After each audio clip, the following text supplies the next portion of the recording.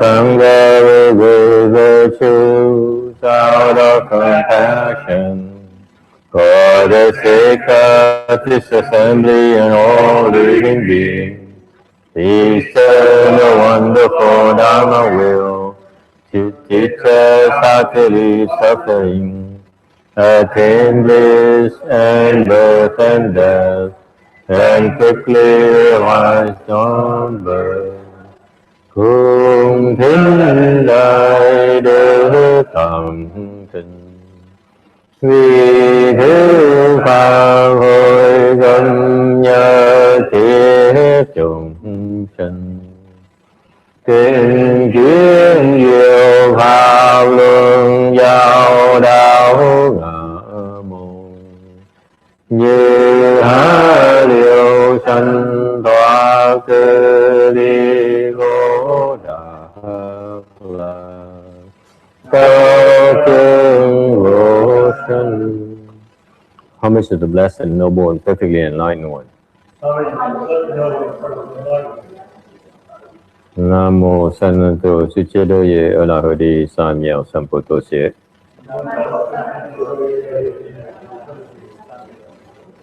Nam mô Takkatha Toya Daya Alahade Tam Yek Tam Bồ Đà Toa.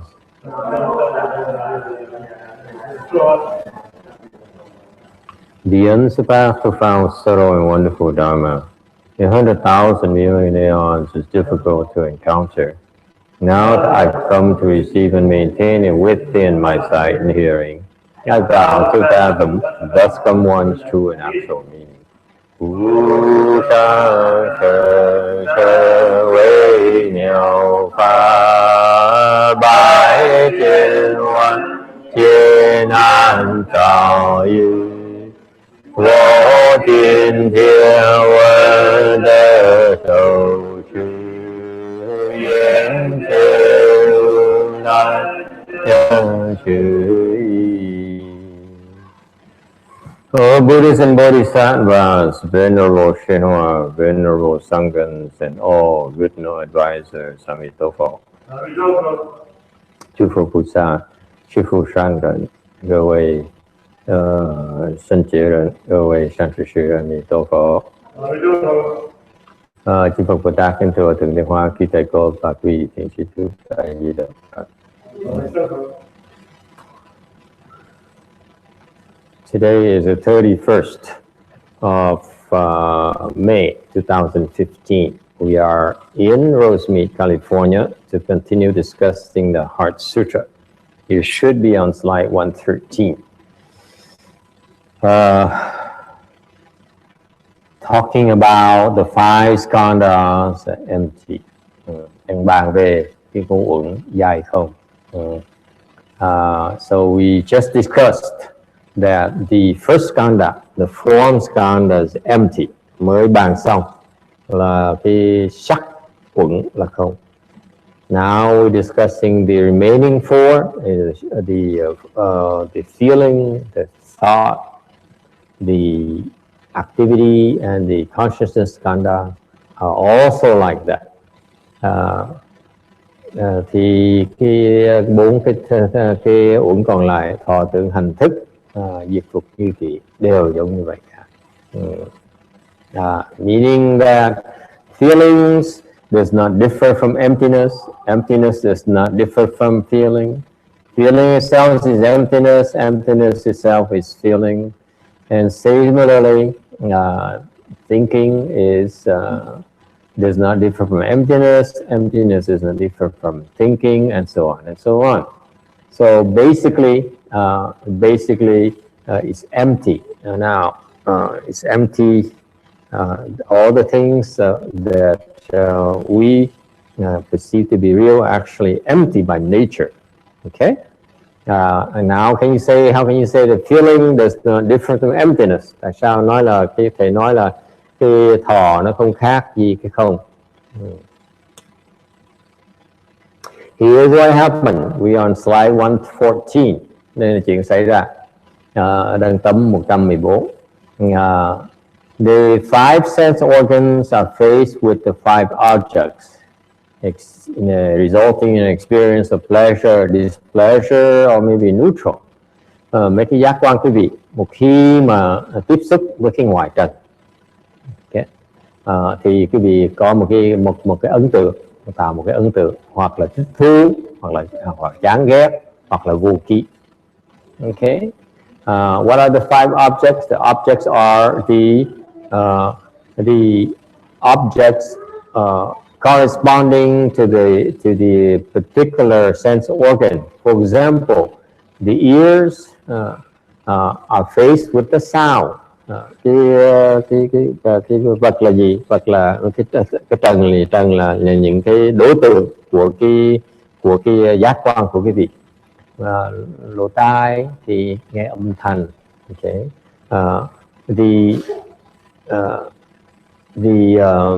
The nose smells, cái mũi thì nó ngửi, and so on and so on. And because of the contact with the external world, we give rise to thinking, to false thinking. Vì cái sự tiếp xúc đó, thành chúng ta tạo cái cảm thọ. Cái cảm thọ nó tạo cái tư tưởng. See, so what happens is that when you get in contact with something, you touch something. Let's say I touch something, it gives you a sensation. Như phải rờ một cái lá cây này, một cái vật đó, thì cái sự tiếp xúc nó tạo một cái ấn tượng, một cái cảm giác. It creates a feeling, right? The feeling that is could be pleasant, could be unpleasant. Cái cảm giác nó có thể thoải mái, không thoải mái, hoặc là khó chịu. And because that feeling immediately, instantaneously, một khi một cái việc có một cái ấn tượng như vậy đó, có một cái cảm giác như vậy, thì ngay lập tức đó, là cái tư tưởng nó khởi trên đầu. What happens is that immediately in your head, in your brain, a thought arises. It jumps up. Thì trong óc quý vị tự động nó sinh một cái tư tưởng ngay lập tức. Any questions?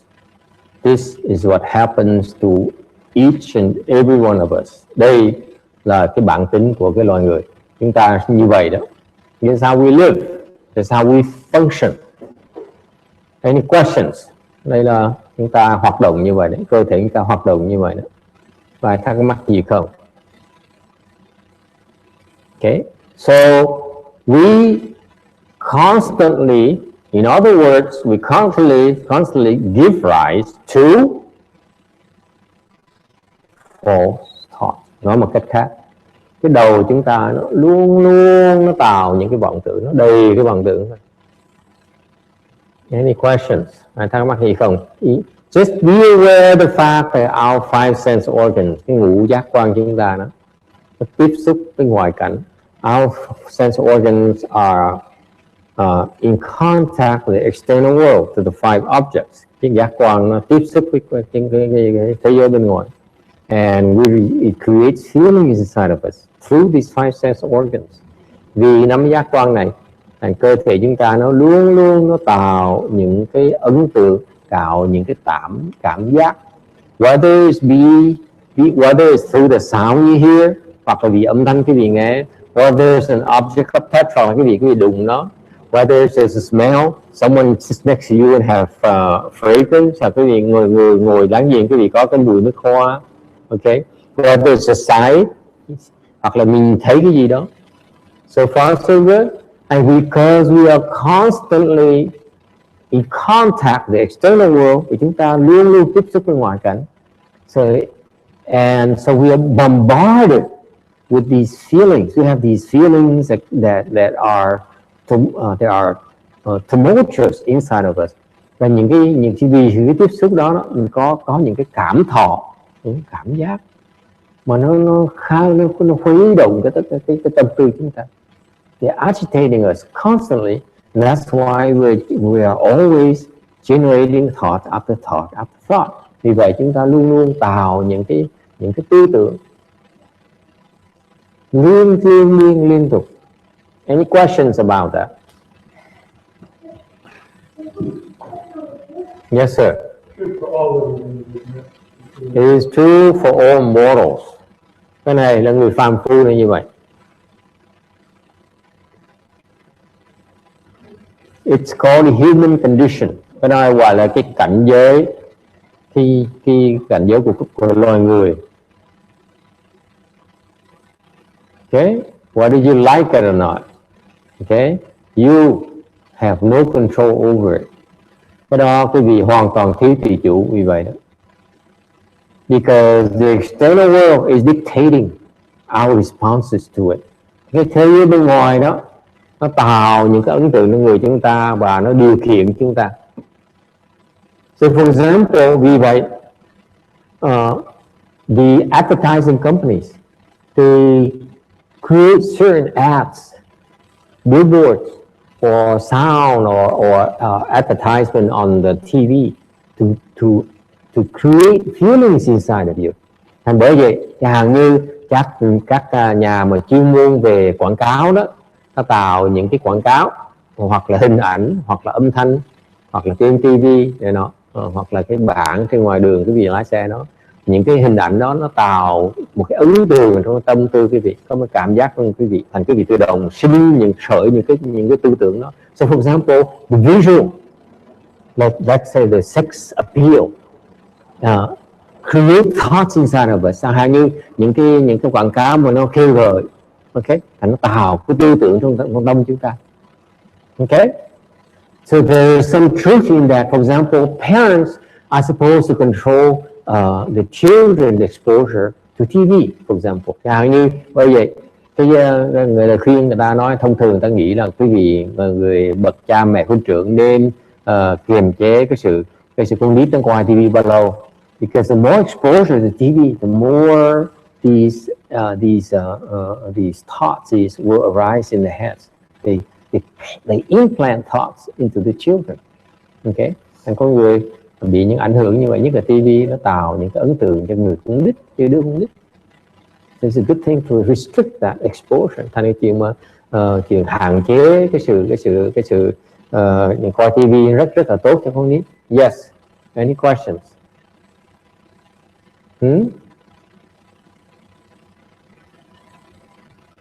All right.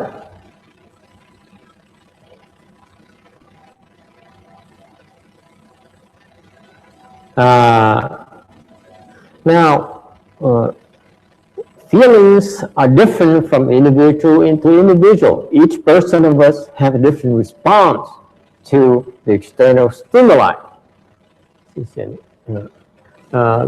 Thì nhớ là cái cảm thọ đó nó khác biệt mỗi người, cùng một cái kích thích đó, mình có cái cảm giác nó khác nhau.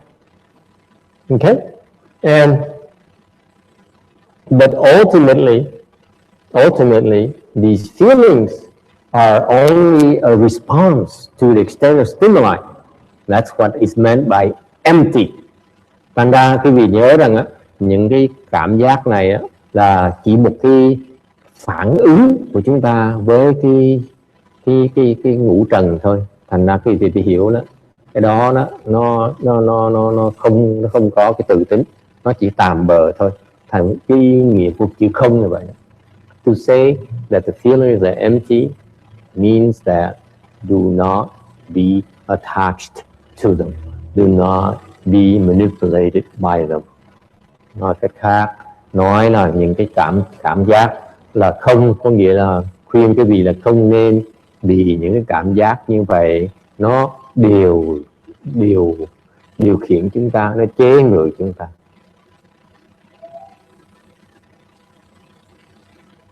Any questions? So for example, ví dụ, I may ask you, suppose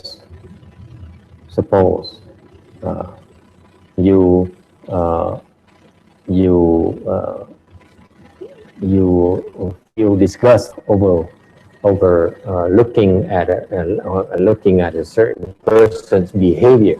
Nó khác, ví dụ quý vị thấy một cái hành động của người nào đó khiến quý vị cảm thấy chán ghét. Okay, so is it appropriate? Nó có lý hay là không có lý?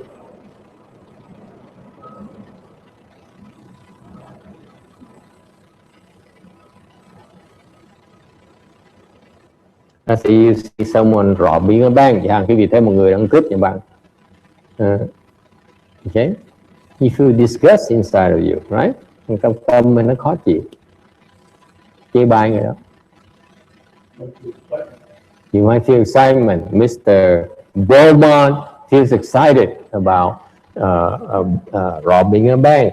This is the Texan thing. Am I correct? From his ancestors. It's American thing. So ông nói mỗi lần mình đi cướp nhà băng là ông từ tiểu bang Texas, ông khoái dễ sợ, ông thích thú dễ sợ. Okay. So my point here is that we somehow place a value on these feelings, and these feelings cause us to become judgmental. Những cái ấn tượng nó khiến chúng ta phán xét người khác. It triggers our judgmental nature. Khi mà thấy khó chịu đó, thì chúng ta sinh cái tính là cái tính chê bai, ghét bỏ người khác. Okay.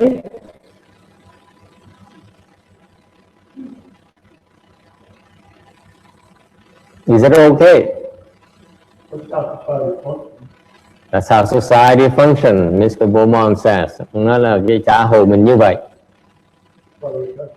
That's why we have judges, bởi vì mình có tòa, bởi vì có pháp luật. Okay? Yes, that's why we have judges, so that's why we have law. The law. Yes? So, that's why we are stuck. Vì vậy chúng ta bị kẹt. We are stuck in this world. Ta bị kẹt trong cái thế gian này, trong cái thế giới này.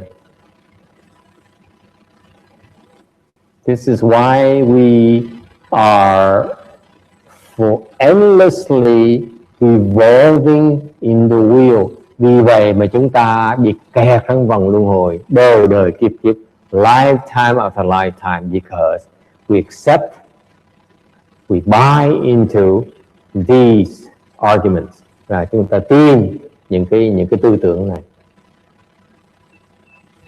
đời đời kiếp kiếp, lifetime after lifetime, and we accept it to be de facto, as the norm. Chúng ta chấp nhận cái này là cái chuyện đương nhiên, bình thường. Do we have translation for our Chinese guests or not?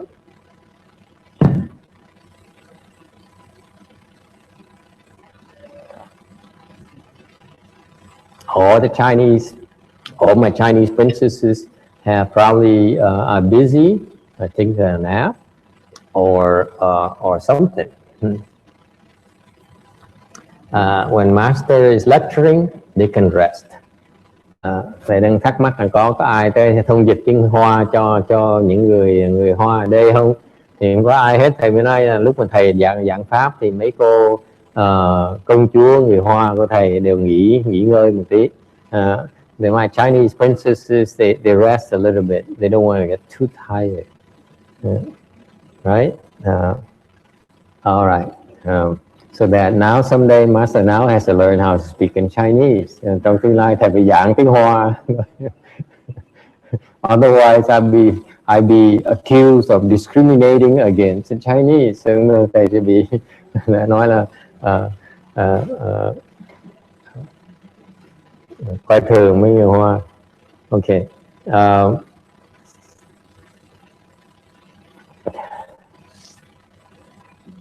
We are not criticizing the normal. We're not criticizing the ordinary. Cái Phật pháp đó không có chỉ trích cái bình thường, cái cuộc sống bình thường. Okay. We're simply pointing out these things to you in order to help you understand what's happening to you. You don't have to accept it. We Mahayana people do not accept this. Chúng tôi nói cái này để quý vị biết, để mà tự quyết định lấy có nên chấp nhận như vậy là không chấp nhận như vậy. It seems to me, đối với thầy, that all of you are such freaks. You want to control everything about your life. Đối với thầy đại đa số quý vị toàn là thích điều khiển, thích làm chủ. Am I correct? You want to be in control. Quý vị muốn tự chủ, right? You want to be in control of your life. Quý muốn tự chủ cuộc sống quý vị. Yes. You're supposed to take control. You master your own destiny. Nói là con người từ trước giờ cái giáo dục chúng ta là cha mẹ chúng ta dạy chúng ta là phải làm chủ, phải lo phải có cái tự chủ cuộc đời của mình. Yes and no? Yes. Well, you know, like if someone is born into a poor family, they're encouraged to get a lot of education so they can change and not have to live. Rise above their poverty. Yes. Parents encourage them to go to college, get the job that they had. Chẳng hạn như người nghèo, sinh trưởng như người nghèo thì họ muốn đi học hoặc là đi làm lụng để mà thoát khỏi cái ràng buộc của cái nghèo. Okay? It's true. No one is promoting, no one is advocating that you should not rise above your conditions, improve upon your conditions. Không ai nói cái gì là mình phải buông xuôi hai tay. Okay? What we're saying is that doing so condemns you to the vicious cycle of reincarnation. Chúng tôi thì nêu ra cho quý vị thấy rằng làm như vậy đó chỉ khiến quý vị vẫn còn kẹt trong cái vòng luân hồi. You forget about something very scary thing, a very very scary thing called reincarnation. Quý vị quên một cái chuyện nó rất là nguy hiểm, gọi là cái vòng luân hồi. It is so dangerous, rất là nguy hiểm. I can't impress upon you how dangerous it is. Thầy không thể nào mà nói quý vị hiểu được rằng cái nó nguy hiểm chừng nào. You have no clue how dangerous it is. Okay? You think you have control over your life. Quý vị nghĩ quý vị có tự chủ được. Okay? But it is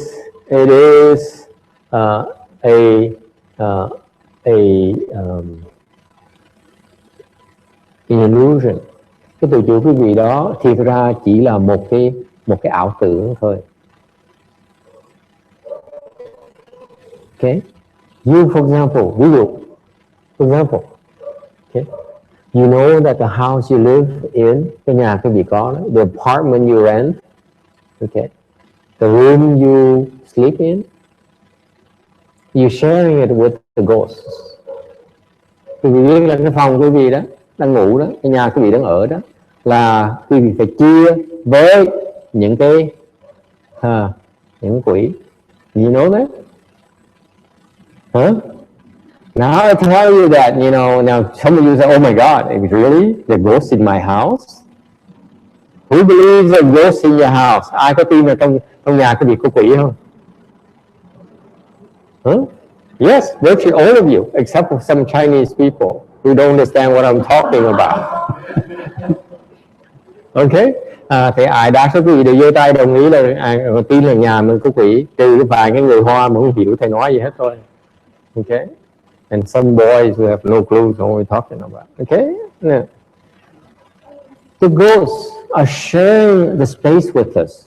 Cái biệt con quỷ đó nó đang cùng trên cái chỗ nhà mình ở. They only different wavelengths. You cannot see them. Mình thấy họ được thôi. That's all. Okay?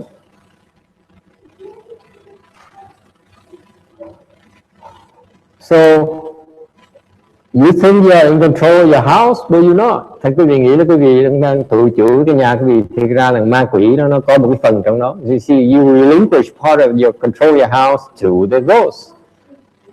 Cái quỷ đó nó quyền điều khiển một phần của nhà quý vị. Okay? The control part of your body, nó điều khiển một phần của cơ thể quý vị. In what way? Wherever you sick, there are ghosts and demons there obstructing blood flow to that particular part of your body. They are in control, you are not.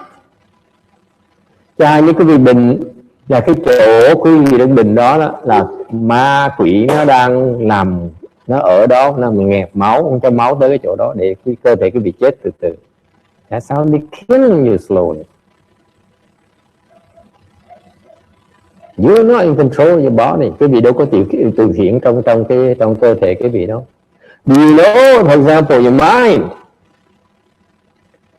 depends on 7 ghosts. Quý vị biết cái óc của quý vị đó đang cần 7 cái con quỷ, the 7 spirits, 7 cái thần for its normal functioning, để mà quý vị óc quý vị làm việc.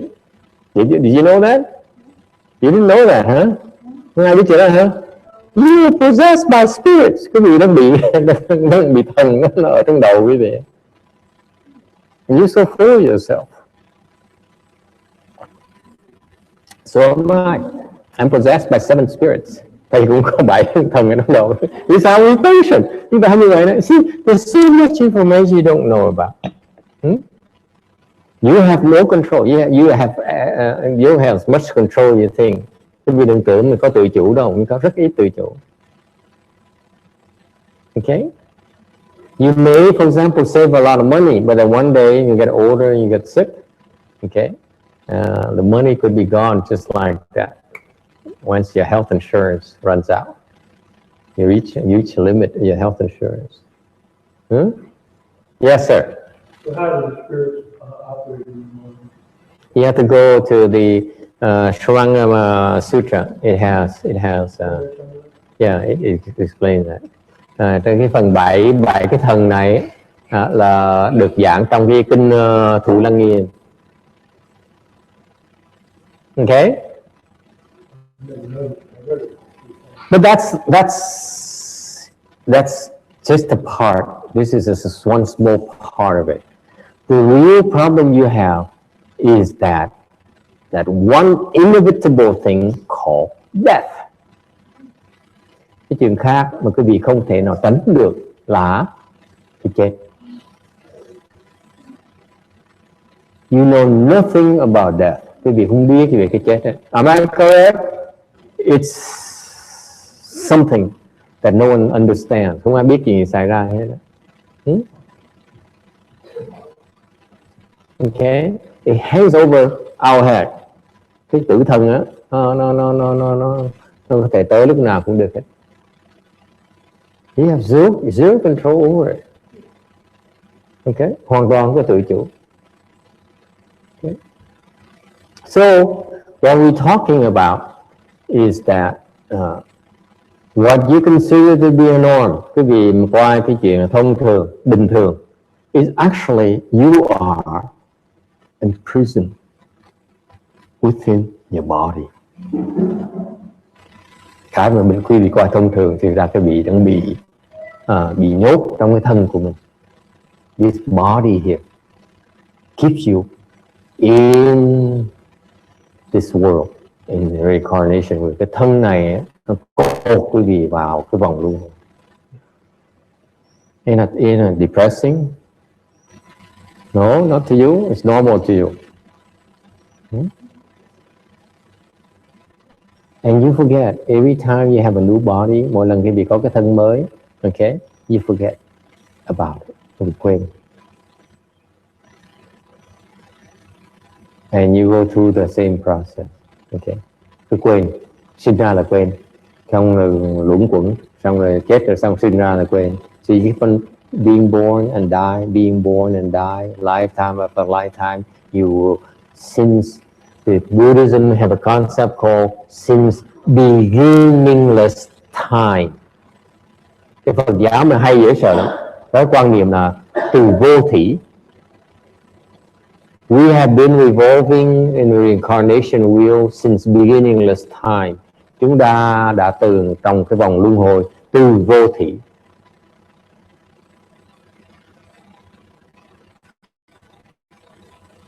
Okay, there's no beginning. We've always been like this. Mình đã như vậy rồi, từ vô thủy rồi. Okay, we've been evolving this. Sometimes we get a human body. Như khi chúng ta lấy được cái thân làm người. Sometimes we get an animal body. Như khi lấy cái thân thú vật. Sometimes we become ghost. Như khi trở thành con quỷ. Sometimes we become a goddess. Như khi chúng ta trở thành một cái vị thiên thần. Okay, and we keep on changing. Sometimes we're down to the hells, especially those who've been destroying a lot of Buddha images. Nhiều khi chúng ta lọt xuống địa ngục này, nhất là những cái người mà chuyên môn đi hủy hoại những cái hình tượng của Phật. Okay. Okay. All right.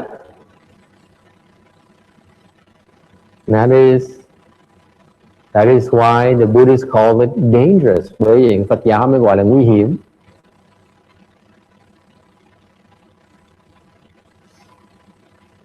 It's dangerous because it's dangerous to your self-control. Nó nguy hiểm tại vì quý vị không có tự chủ. What you think as self-control is actually an illusion. Cái quý vị gọi là tự chủ đó thiệt ra một cái vòng, cái ảo tưởng. Tại sao vậy? Because as soon as you die, you lose control of what's gonna happen next to you. Một khi quý vị chết, quý vị mất cái tự chủ, chuyện gì xảy ra cho mình? Yes or no? You cling on dear life to whatever you have this current life, and you are ill prepared for death. Bởi vì ai cũng vậy, đang ham sống bây giờ, ham đam mê cuộc sống này mà quên nhìn tới cái chết của mình. You don't plan for your future lives. Quý vị không chịu lo cho cái đời tương lai sau.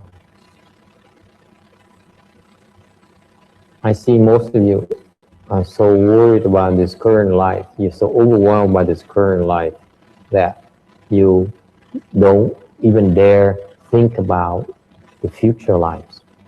Thành ra thấy đại đa số quý vị là đang bị cái cuộc sống hiện tại bây giờ nó áp đảo mình. Okay. Cái độ mình tối tăm mặt mày, cái độ mình không nhìn được cái chết của mình, không nhìn được cái tương lai của mình. You're so overwhelmed that you don't think about your death. You don't think about the future lives. Quý vị nghĩ tới cái cuộc sống sau. Questions or comments? Yes.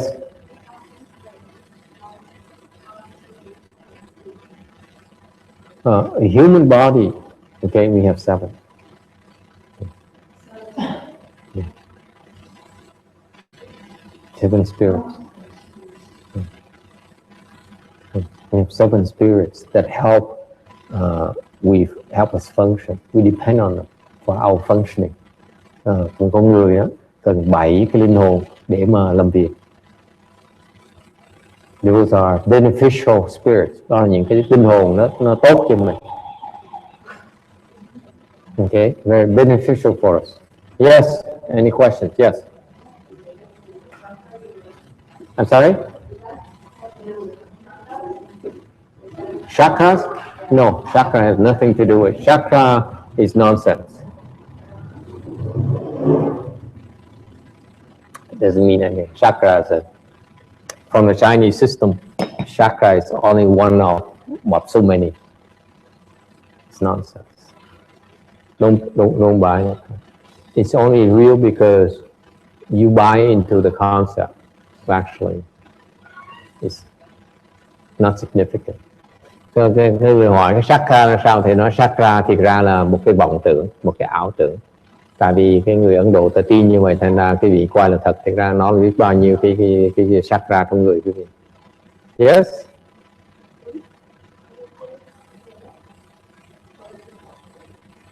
They're separate. They function separately. They cooperate. Why is women so interested in her spirits? Tại sao cái cô thích không biết về cái đó. They're good for you. Okay, don't be afraid. Không cần phải sợ. Okay, don't be afraid. It's just normal. It's just they help us function. Yes.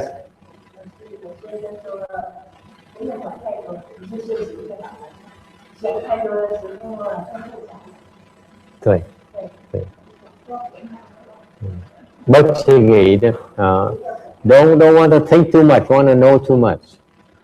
Yes.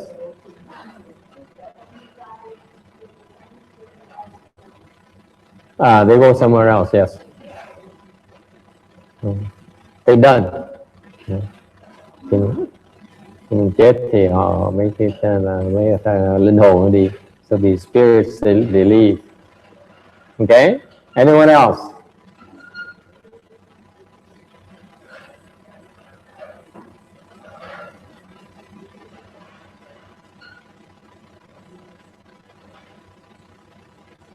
So the danger that Mahayana the Buddhas talk about, thành cái nguy hiểm mà Đức Phật nói, mà bên Phật giáo mới nói, is in the fact that you are caught in the reincarnation wheel and you have no good means to get out of it. Cái nguy hiểm mà Phật giáo nói đó là quý vị bị kẹt trong cái vòng luân hồi đời kiếp kiếp, lifetime after lifetime, since the beginningless time, từ vô thủy quý vị đã kẹt rồi, and because you've been stuck in there so long that you don't even think of getting out. Và cái tập khí quý vị tại bị kẹt lâu quá, thành quý vị quen rồi, không nghĩ chuyện thoát ra nữa. That's why it's scary. That's why you are scary. Bởi quý vị rất là đáng sợ. Because you will trap me as well. Nên quý vị làm thấy kẹt luôn nữa. You trap your own children. Quý vị làm kẹt con cái quý vị. You trap your own spouses. Quý vị làm kẹt cái vợ chồng quý vị. Okay? You entrap your friends and relatives. Quý vị làm kẹt cho bạn bè thân thuộc của mình.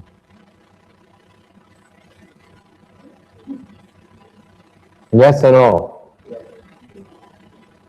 That's why you are scary. You are scary. Because you are so proud, you're so full of yourself. And no one can convince you otherwise. Bởi vì quá tự tin đi. Nghĩ là mình đúng. Thành ra mình kẹt, tự làm kẹt mình. Mà làm kẹt với tất cả mọi người xung quanh quý vị.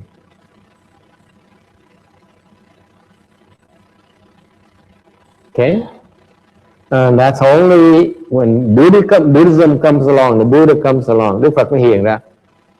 He talks us about these 5 skandhas are the factors, the 5 components of your imprisonment. Thành ra Đức Phật hiện ra xuất thế để mà giảng về cái ngũ uẩn, để giảng cho quý vị biết rằng đó, cái ngũ uẩn này là cái tù ngục, cai ngục của quý vị.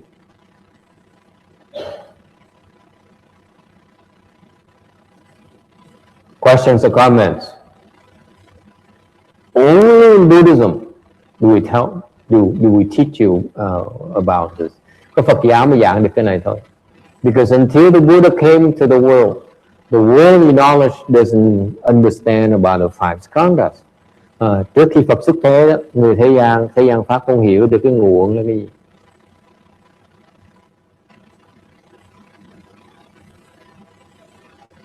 Okay, because your body is so real to you. Cái thân quý vị đó, nó quá quan trọng đi. Okay, that's why you pamper, you bathe it. Nên quý vị phải nuôi chiều nó, tắm rửa nó. You dress it in nice clothes, mặc áo quần cho nó đẹp. Okay. By the way, you could be wearing 5 precept scarf, even more adorned as a Carol Sue. You see, and by the way, in the future, I saw the Japanese, they have the black robe. The Japanese black robe to me is more beautiful than the Chinese black robe. Cái gì biết không? Thầy thấy một cái áo mà người tại gia của người Nhật á, nó màu đen, nó đẹp lắm. It's so beautiful. It's so well made. It's so pretty, so much prettier than Chinese. Serious. It's more like a samurai. You see those Japanese movies, how the dresses, they make the dresses. Okay, it's gorgeous. It is so beautiful. Giống trong phim Nhật vậy đó, mặc cái áo mà đẹp thì có đẹp. You see, so we are pampering our body because we are very attached to it. Vì chúng ta rất thích cái thân này, chấp trước cái thân này, thành chúng ta nuông chiều nó. And because of that, we keep on getting bodies after bodies after bodies. Cái tập khí mà quý vị nuông chiều cái thân này, mình cứ lấy cái đời để cứ có cái thân hoài. Okay, you stuck inside a body. Quý vị kẹt trong cái bản thân. Yes or no? So for example, you sit, quý vị bình một cái, you want to rest. Quý vị bình một cái là muốn nghỉ. Okay?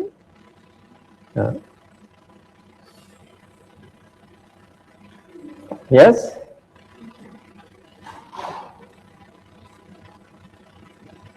Who doesn't want to feel comfortable? Ai không thích cảm giác thoải mái? See, no one. Everyone likes to feel comfortable. That's what's keeping you in this wheel right there. Cái sức thú đó nó giữ cột chân quý vị trong cái vòng luân hồi. You know, the lady who went to the Pure Land, những người đi theo phương cực lạc đó.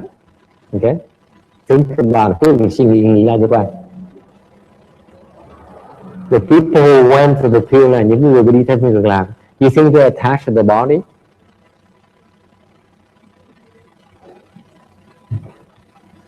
Quý vị nghĩ họ có chấp trước cái thân họ không? Raise your hand. Who thinks they're attached to the body? Ai nghĩ là họ chấp trước cái thân của họ? 2, 3. Do I hear 4? Why, sir, do you think they're attached to the body?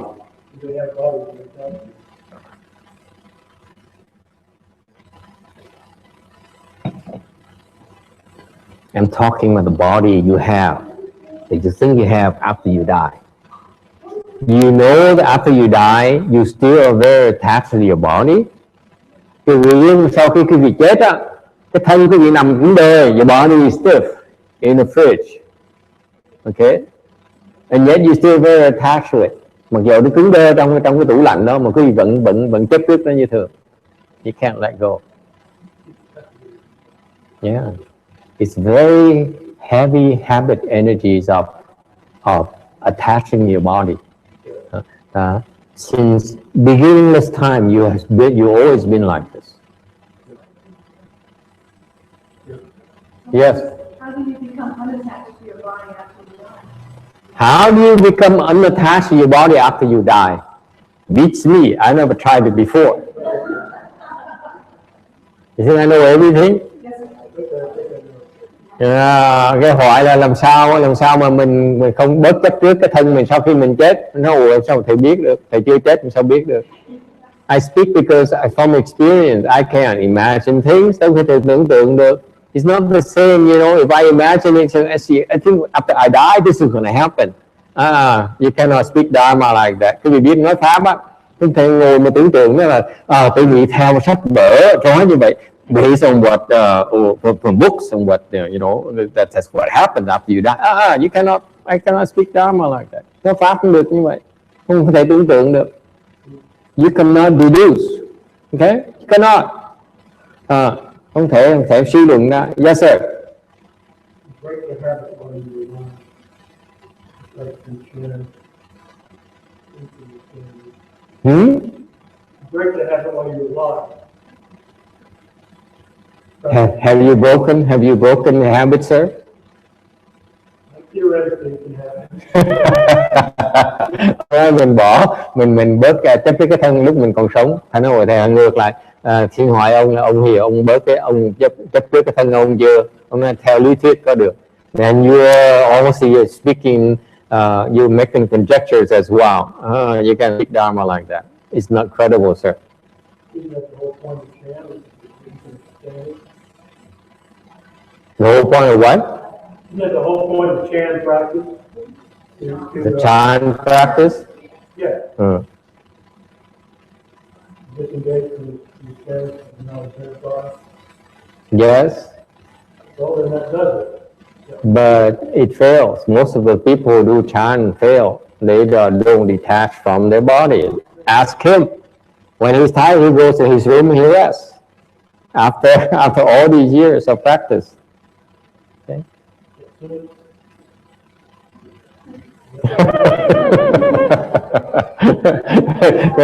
Ngoài không phải thiền để cái gì bớt cái chấp trước cái thân. Còn nói đúng cái lý thuyết là bớt chấp trước cái thân khi mà tu thiền, luyện thiền.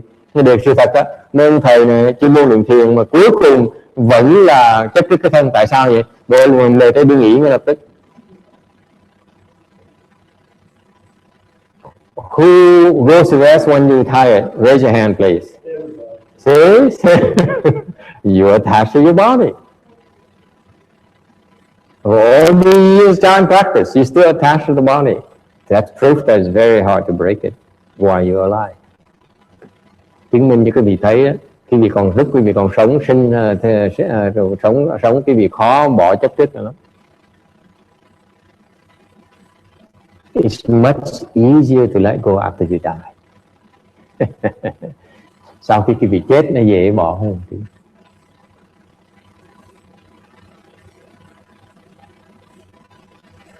Any questions? Ai thắc mắc gì không?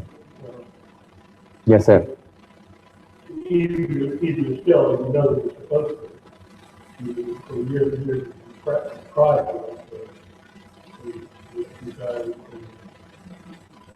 You are making conjectures. It's no proof. The habit energy is so strong in you that you naturally want to rest. You naturally seek comfort. You naturally are afraid to get tired, afraid to get hurt, afraid of bad feelings. Am I correct? You haven't gotten rid of those attachments yet. That's the proof right there. You can talk all you want, but deep down, you are very attached to your body. Okay. See, that's proof right there. Thầy nói cái vị chứng minh cho quý vị thấy là chúng ta rất là chấp trước cái thân chúng ta, tại vì ai cũng muốn thoải mái, ai cũng sợ mệt, ok? Ai cũng lo cái thân mình. As soon as your body hurts, aren't you worried? Right? When everything thân nó đau, một câu see a doctor, I need to get acupuncture, I need to have some medicine, take some medicine. Chân mệt nghe lo lập tức đi gặp bác sĩ, lo được châm cứu, lo uống thuốc. Right? Who does chant? Có ai ngồi thiền? Who doesn't take medication and only practice chant instead? Có ai mà thay vì uống thuốc, thay vì uống thuốc đi gặp bác sĩ ngồi thiền? Please raise your hand. And who is able to, because of chant, cure your illness and not having to see a doctor? Có ai vì nhờ ngồi thiền mà không gặp bác sĩ? See? Who's attached now? Okay?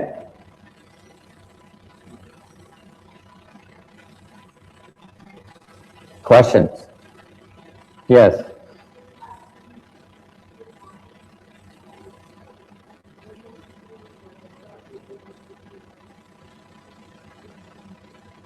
Yes, sometimes. Sometimes. If you have strong affinity with the dead, the living can connect with the dead. Câu hỏi là khi mà quý vị chết rồi, cái người sống có thể liên lạc với quý vị là không? Thì nói có thể được. Okay. Nếu cái duyên quý vị rất thâm sâu có thể được. How does it happen? Ai biết lúc nào? When you sleep. When you sleep. There is a boundary between the material world, the yang yin world we are, and the yin world, where the boundary flexes, it changes with the time. Okay. Có cái ranh giới giữa cái thế giới hữu hình và thế giới vô hình, or the visible world and invisible world. Okay, right? the living is visible world, the dead is invisible world. Cái người sống là cái thế giới hữu hình, thế giới thấy được, còn cái người chết là thế giới vô hình, cái gì khó thấy đó. Có cái ranh giới giữa hai cái thế giới như vậy. Okay. So at certain times during the day, trong ngày đó, between 5 and 7, từ 5 đến 7 giờ đó, okay, where it's much easier for them to cross the boundaries. Lúc đó cái người vô hình nó dễ đi qua cái thế giới vô hình, trong cái ranh giới nó dễ hơn. So far so good. This is how you communicate with them. Now tell Susan, tell her not to get excited. Now she knows.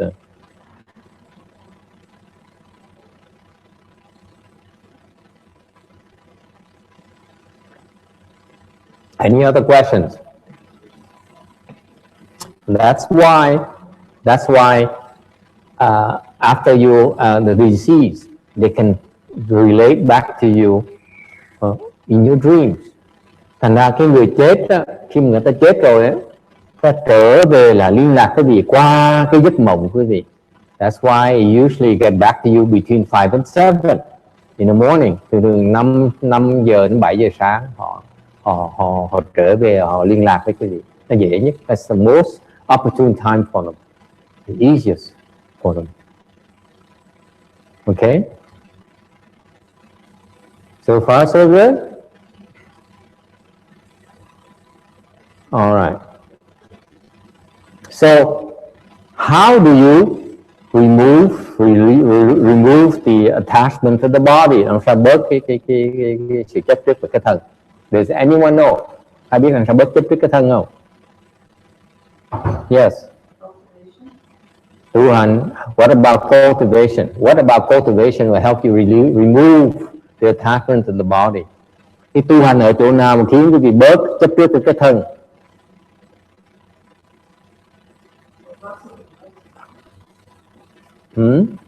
Okay, crossing your legs. How does crossing your legs help you remove the attachment to the body?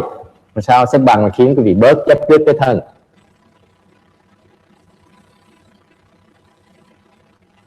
Anyone? Yes, sir.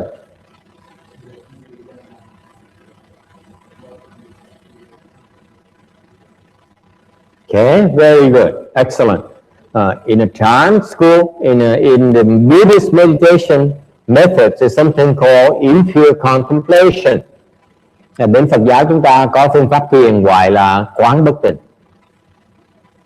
If you keep on using this method, you contemplate the body after it dies, you go through 9 phases of decay. Khi cơ thể chúng quý vị chết rồi thì cơ thể nó qua 9 cái giai đoạn mà bắt đầu nó bị hủy hoại, nó mục, nó nát, nó tàn, nó thối. Okay, and you keep on doing that, you will cut off the attachment to the body. Quý vị quán như vậy thì quý vị sẽ bớt cái sự chấp trước về cái thân này. And very powerful method. Cái phương pháp này rất là hữu hiệu. Okay. In particular, those of you who have high sexual desire, nhất cái người mà có cái dục vọng nó cao đó, this is it's highly recommended for you. Cái quán bất tịnh một phương pháp rất là hữu hiệu để mà trì cái dục tính. Because how can you be attached to such a filthy body? Làm sao mình quán những cái thân nó bẩn thỉu như vậy thì bớt tham cái thân. Okay. So the spirit about removing attachment to the body, thành cái tinh thần một cái muốn bớt chấp trước với cái thân is what? To see that the body is suffering. Body is impure. Nó tinh thần quý vị thấy cái thân này nó bất tịnh. It's nothing, no matter what you do to it. Quý vị có sức hoa, you put as much cologne in it, quý vị sức hoa bao nhiêu cũng được.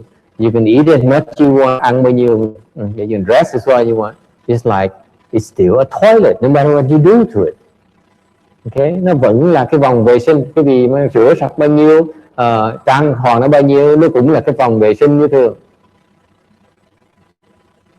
You have to see it for what it really is, và thấy nó cái bản chất thực tính của nó. But no, we don't want to look at it. Quý vị nhắm nhìn. Okay, so Buddhism, the five skandhas that the Buddha speak about, thành cái ngũ uẩn này đó, are the five kinds of attachment that keep us in this world. Thành ra cái ngũ uẩn là 5 cái khía cạnh của sự chấp trước mà quý vị nó rất sâu, thâm sâu. These are very profound attachments that keep you in this wheel of reincarnation. Cái 5 ngũ uẩn này nó khiến quý vị lưu lạc trong cái vòng luân hồi này.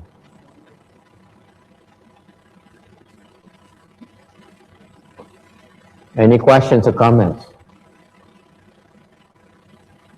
As you can see, to see that the body, to remove your attachment to the body is so difficult. Quý vị thấy khi muốn phá bỏ cái chấp trước và cái thân này nó rất là khó. It's not easy at all.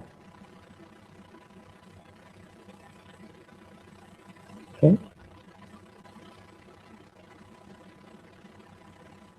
That's why unless you remove the attachment to the five skandhas, you will not be able to attain liberation.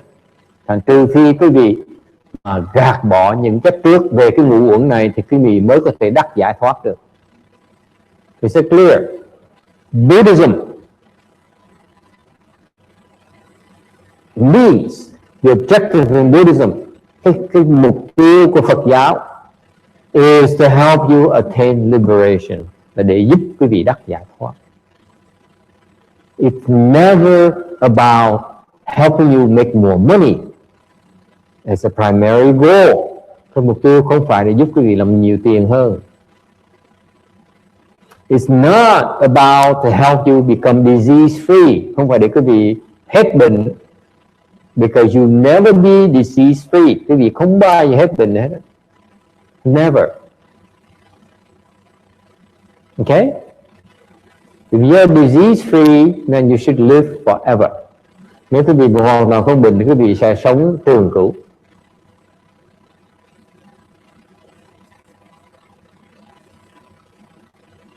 Questions? It's never about happiness. Cái mục tiêu Phật giáo không phải để cầu cái hạnh phúc. Why not? Tại sao vậy?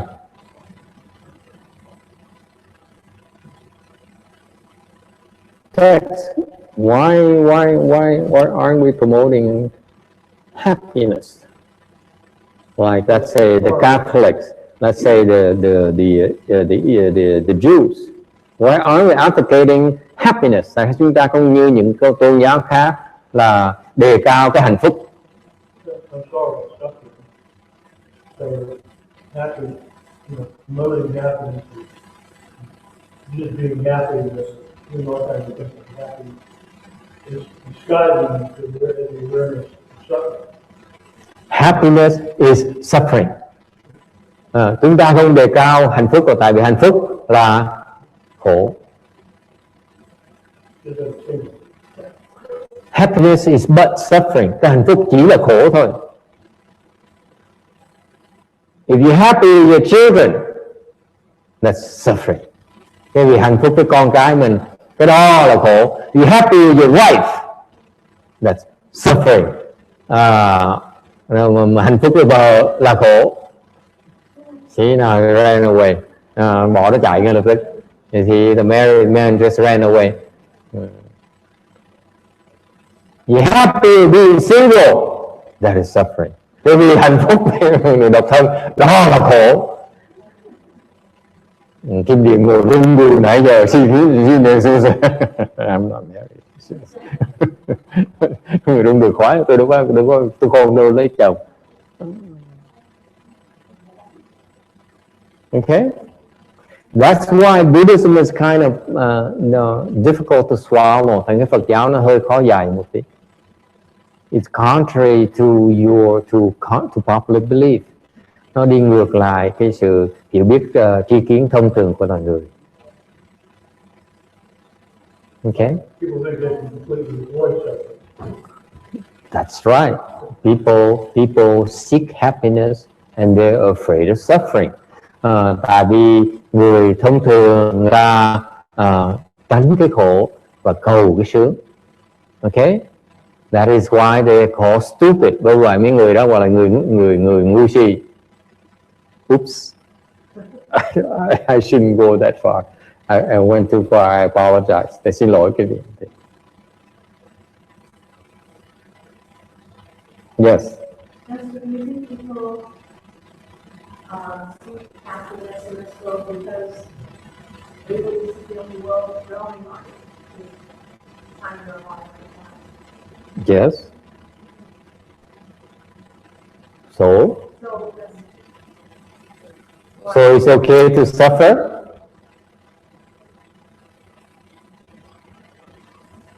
They mistake happiness. They mistake suffering for happiness.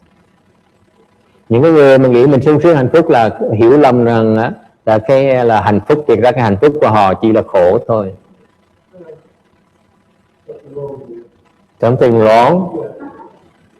When you're really happy, it doesn't feel the same when you know. Okay. Now someone is playing with me, playing along with me finally.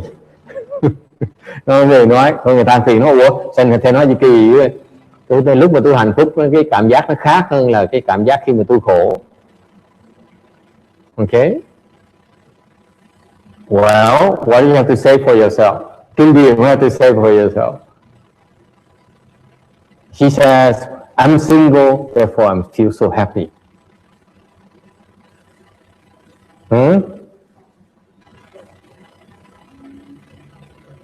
And she says, you married, therefore you are unhappy. Okay? Okay? And the feeling is different. So what's the matter? Tại sao vậy? Nó khác nhau chỗ nào? Yes? Yes, Vicky? Don't encourage the Chinese, please. The Chinese are always talking to each other. Okay? Okay? So what's the difference? Khác nhau chỗ nào? Please help me out. Come on, this guy is giving me a hard time. What's the difference? He says happiness feels different from suffering. Yes? Khác chỗ nào? Yes.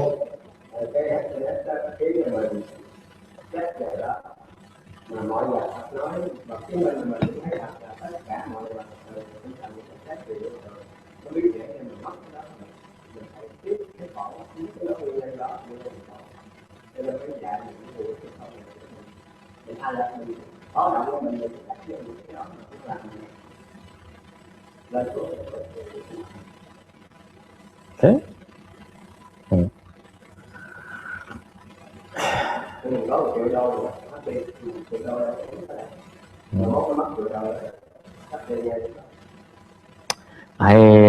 Your question reminds me of a certain movie. Cái câu hỏi hôm nay tầm thầy nhớ một cái phim. The movie, Chinese movie. Phim Tàu. Which one? So many. But I will tell you one that I remember now. Anh này có nhiều phim như vậy lắm. Như thầy kể một chuyện. This happens in a imperial palace. Ở đây trong cái cung nhà vua. They have the best food. Đồ ăn ngon dễ sợ.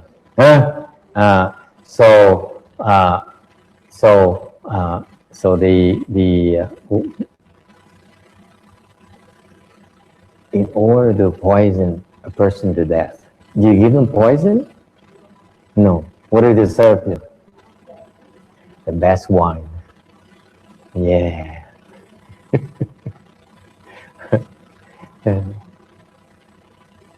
You see? So when you drink this poison wine, does it feel good? Nếu mà muốn giết người ta trong cung vua nhà vua, ta đâu cho cái vị thuốc độc đâu, ta để thuốc độc trong cái rượu mà rượu quý nhất, rượu ngon nhất để cho quý vị uống. Lúc quý vị uống nó có đắng hay là không? Is it bitter? It tastes so good, doesn't it?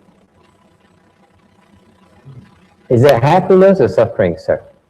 Lúc đó quý vị bị đầu độc đó, cái đó là sướng hay là hạnh phúc? Please tell me. This doesn't work. This doesn't work for you. It's not what we're talking about. That's what we're talking about. So let's say that you're in love with your wife. Sound familiar? Okay. Nói bây giờ ông này không tin, ông không kiếm tiền. Tôi nói bây giờ trong ví dụ khác này, bây giờ ông đang thương vợ ông. It feels good, doesn't it? Feels excellent, right?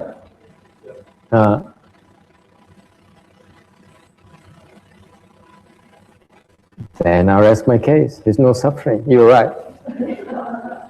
I'm single. What do I know? Thì chị thua. Tại vì mình nhớ lại lúc có vợ cũng sung sướng, dễ sợ lắm. Chị thua. Okay, I give up. You're right. I can't beat you. Maybe you can explain yourself. You must have an idea.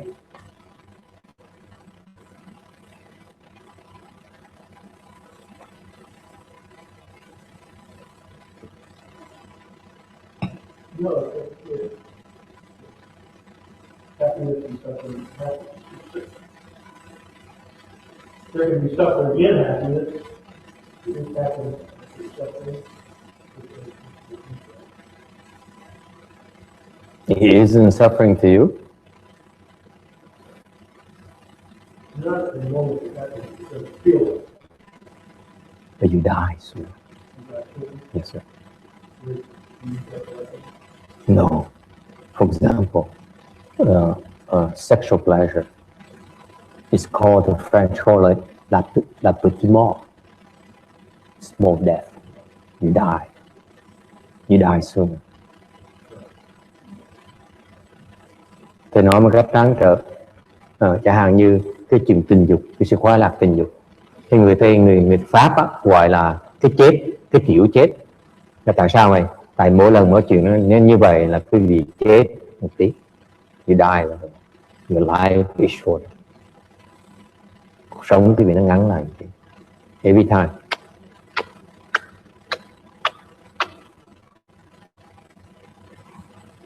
So that suffering feels good. So suffering has many forms. The range is from very unpleasant to very pleasant.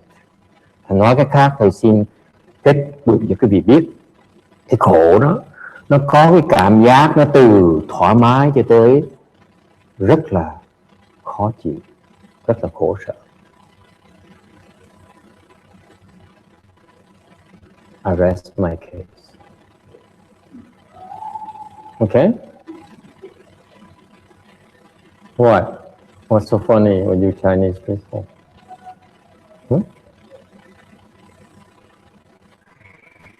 Just because it's suffering, okay? The worst form of suffering is in the form of pleasure. Thành nói thật cho quý vị biết á, cái loại khổ mà nó thống khổ nhất á, là trong cái dạng của cái sung sướng. Why is that? Why is that? Does anyone know? Does anyone of you know? Những người quý vị biết á, cái tại sao cái khổ mình nó lớn lao nhất là trong cái dạng của cái sướng?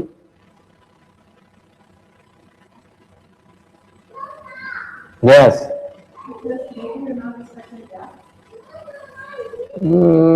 Not quite. Không nghĩ tới cái chết. Anyone?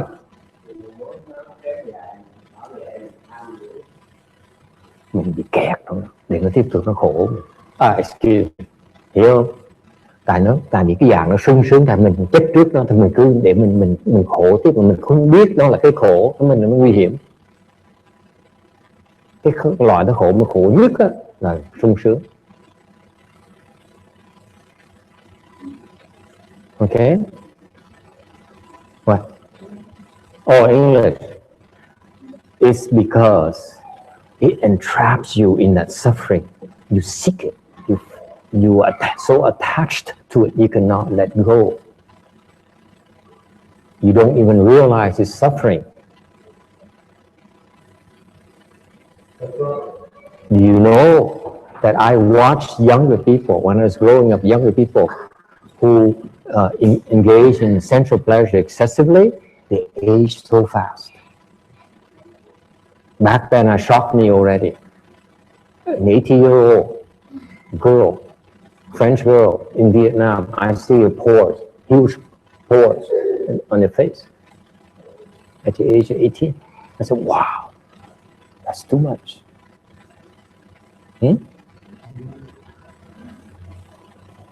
Nói cái việc để ý, you have to pay attention. The worst kind of sufferings are in the form of pleasure. Thành những cái loại khổ, thống khổ nhất là trong cái dạng sướng.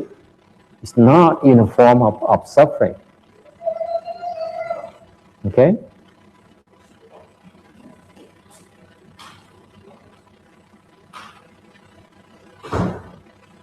Yes.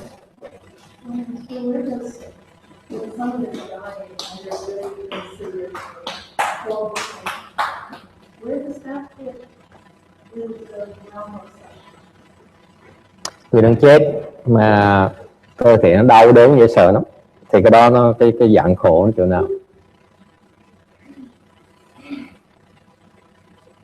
It's pretty bad to me. Because when you're in that state, you will fall. Lúc mà quý vị đang bình hoàng mà chết đó, thì quý vị nó rất là khổ, là quý vị cũng phải khổ cơ thể bây giờ không, mà vì cái đau đớn cơ thể quý vị sẽ bị đọa. Because of the pain, the body, and the bodily pain, suffering you're enduring, you will most likely fall. Vì cái cơ thể nó đau đớn thì quý vị thường sẽ bị đọa.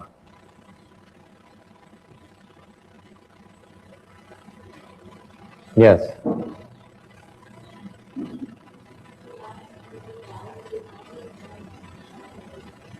Not always.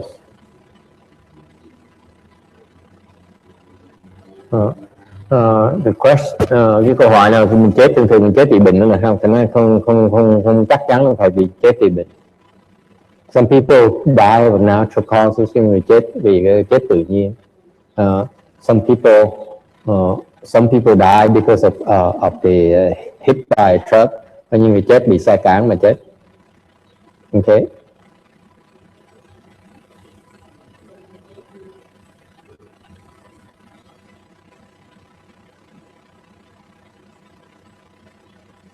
Some people die in their sleep, người chết trong lúc ngủ.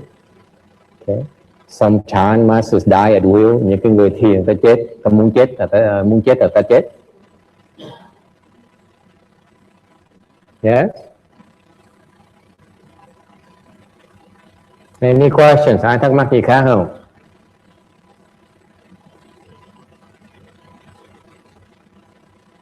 So, in essence, Buddhism, don't mistake about the Buddhist teaching. Make no mistakes about the Buddhist teachings. Quý vị đừng có hiểu lầm về cái Phật pháp.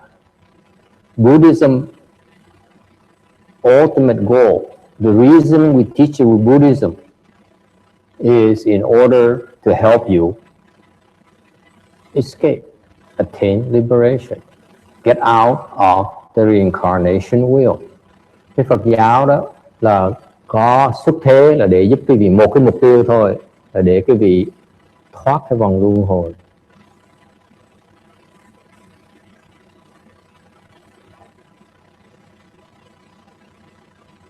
Okay.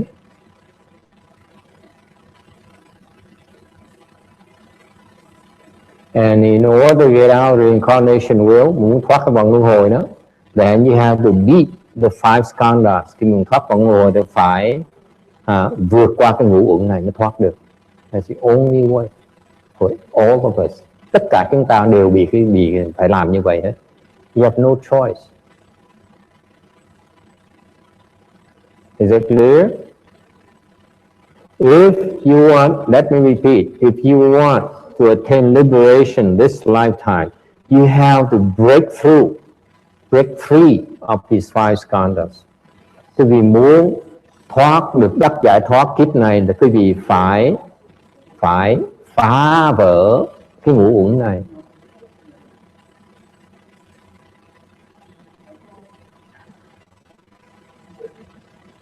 Yes? So far so good?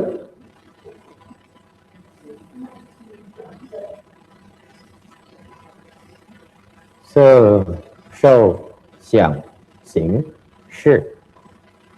Okay? What?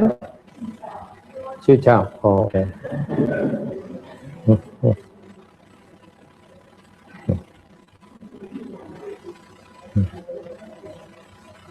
And if you can't, nếu quý vị mà không thoát, mà không phá được cái ngũ uẩn này, because it's so difficult to break through the five skandhas, vì phá cái ngũ uẩn nó quá khó đấy.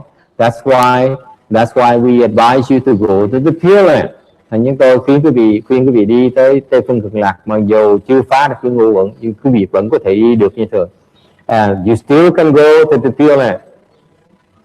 Okay? Without breaking through the five skandhas. Okay, that's why it's called horizontal escape. Cái đó gọi là thoát ngang cả. Không phải thoát lên, tắt thanh mà thoát ngang. It's not ascension, but horizontal escape. Chạy ngang ra, chạy ra ngoài. To get out of reincarnation wheel. Chạy ra ngoài cái vòng luân hồi. Escape, liberation has two forms. Cái giải thoát có hai dạng. Dạng thứ nhất là thăng. Okay, one is vertical, you ascend, get out. Okay, and the other way is horizontal. Cái thứ nhì là chạy ngang ra. Okay,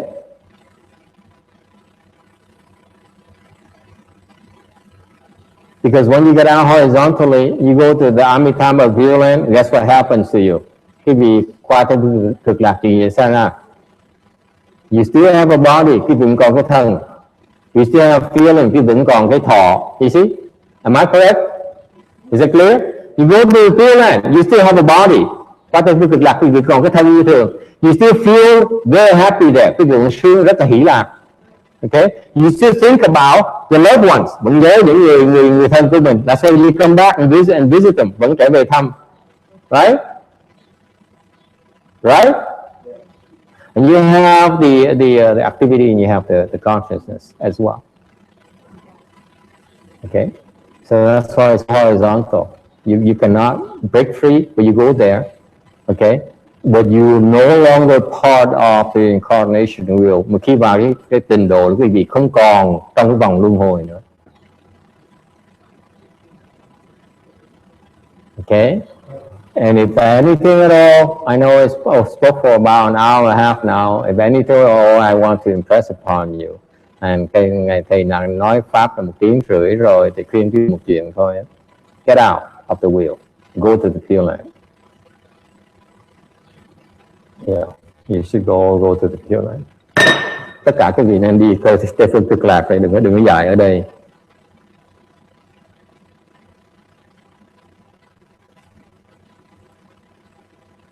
Questions? Ai thắc mắc gì không? Okay. So until then, don't be attached to your feelings. Tới khi quý vị thoát ra thì tập bằng cách là bớt chấp trước. Because if you go to the Pure Land, quý vị qua Tây Phương Cực Lạc, Amitabha Buddha will teach you how to break through the five skandhas. Qua Tây Phương Cực Lạc, Đức Phật A Di Đà sẽ đích thân dạy quý vị làm cái trao để mà phá cái ngũ uẩn. Okay, so might as well get started now. Thành ngày còn lại xứ này cũng nên bắt đầu đi. That way, when you go there, you can do a little bit faster. Qua bên kia thì tiếp tục làm.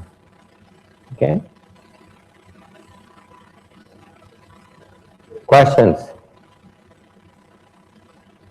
115.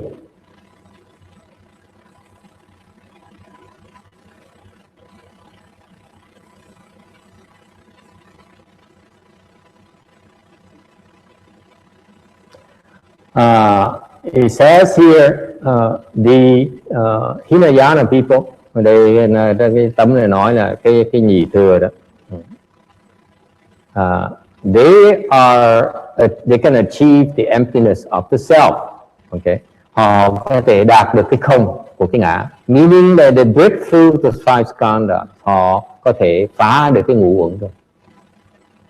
There's a certain level of freedom from the five skandhas. Họ đã thoát được cái vòng của cái tưởng cuộn của ngũ uẩn. But they should not, because they should not be attached to that emptiness. Nhưng để họ không nên tích vào cái không đó, because it's not true emptiness yet. Tại vì nó chưa phải là chân không. Okay. Because even though they empty themselves, feeling can still arise with them. Mặc dù nhị thừa người ta thấy được cái không của cái ngã, nhưng đều cái thọ nó vẫn chưa đoạn, nó vẫn còn khởi được như thường. Okay, that's very technical for it. But once you get there, you know what I'm talking about. Nó hơi lý thuyết một tí. Để nhắc trước cho quý vị biết, khi quý vị tới đó quý vị sẽ biết cái này là sự thật. The people who are not haven't seen the emptiness yet don't understand what this is about. But so we tell you in advance. Chúng tôi giảng trước cho quý vị biết cái cảnh giới như vậy đó. Okay, it's not the end of the road. Nó vẫn chưa phải là rốt ráo, chưa phải là tối cao. Okay, and ultimately, this feeling here, this form here, this feeling, these thoughts are basically originated from true emptiness, arose from true emptiness. Và quý vị biết cuối cùng, khi quý vị giác ngộ rồi, when you become enlightened, that's what you realize. Khi quý vị giác ngộ rồi, quý vị mới thấy rằng những cái cảm giác, những cái tư tưởng này nó khởi từ cái chân không của mình. So far, so good. Okay. That goes for the thinking, the formation and consciousness. Và cái lý luận này cũng áp dụng cho cái tưởng, cái hành và cái thức.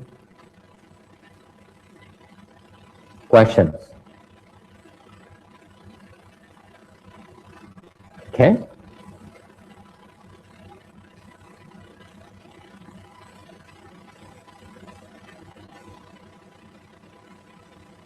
Uh, 116, yes, sir.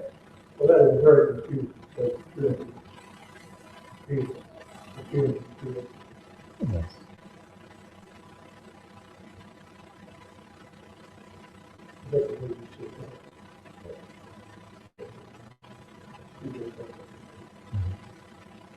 You have to experience emptiness first before you can experience true emptiness.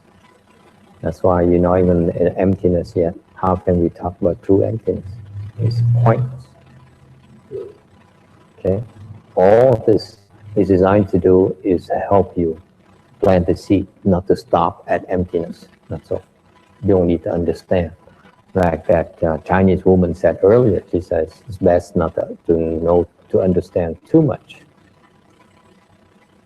Because the more you understand, the more false thinking you have. The more you ask yourself, why not this, why not that? Okay.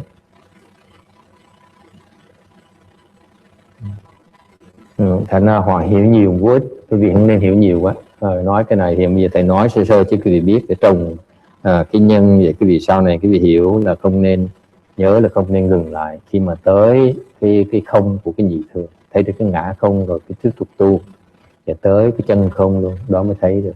Cái đấy thiệt sự là cái sự thật nó như vậy đó, không phải như cái gì lầm tưởng đâu. Ok. 116. So The self is defined as a five skandha. Cái bản ngã cái gì nó có 5 cái uẩn. Okay. And what are they? They are the body, you, the self, the image of the self you have. At the center is the body. Cái ngã cái gì là trong đó nó coi cái thân mình là nó. It sees the body as itself. So far so good? Sound familiar? Okay. So I'm going to go buy nice clothes. I'm going to buy nice shoes. I'm going to go eat nice food to take care of my body. Cái thân này là cái gì? Muốn mặc áo giày cho đẹp, ok, mặc áo cho nó sang, ăn đồ ăn cho nó ngon để phục vụ cái thân này, ok. You seek pleasurable feeling. Cái gì của cái bản ngã, cái gì là mình tham cầu cái cảm giác sướng. I mean for normal people, some of us prefer to seek painful feelings. Ok, một số người để tìm những cảm giác nó đau đớn họ thích hơn, right Kim Viện? There you go. Okay, so we're seeking feelings. Okay, and number 3, we think. We like to think. Thứ ba là cái gì? Thích suy nghĩ. You like to think. You depend on your mind, right? Ask Kim Viện. She says, I think, therefore I am. Right?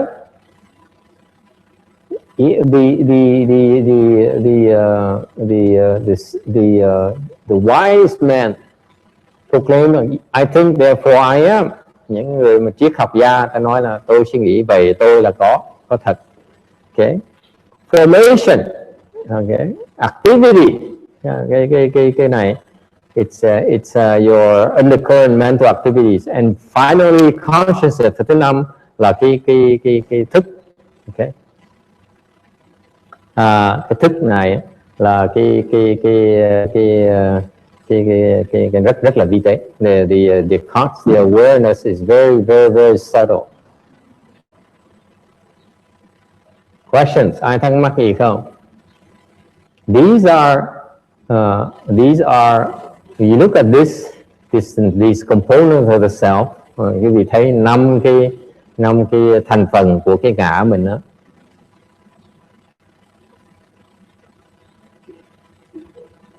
How intricately interwoven in your being. Cái cuộc sống quý vị nó dựa vào cái 5 cái uẩn này.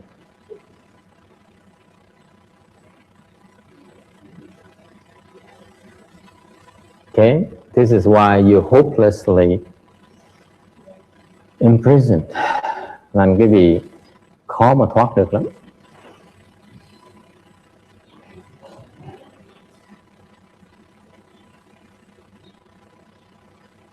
Okay, questions?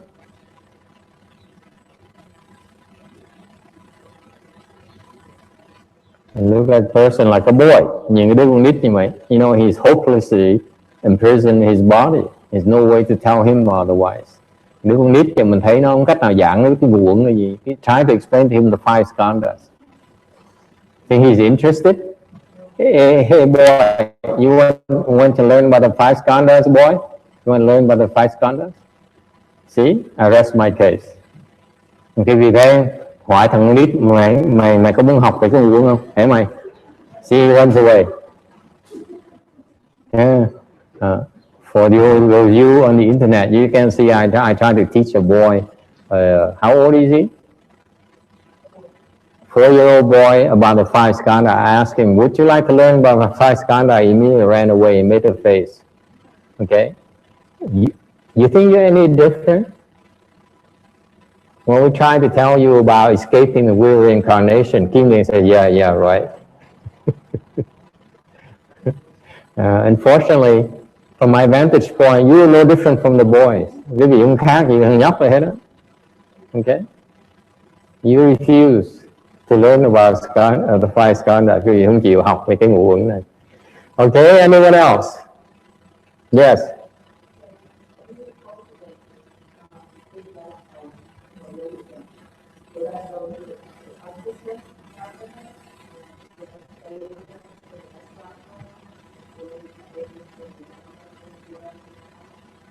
Yes.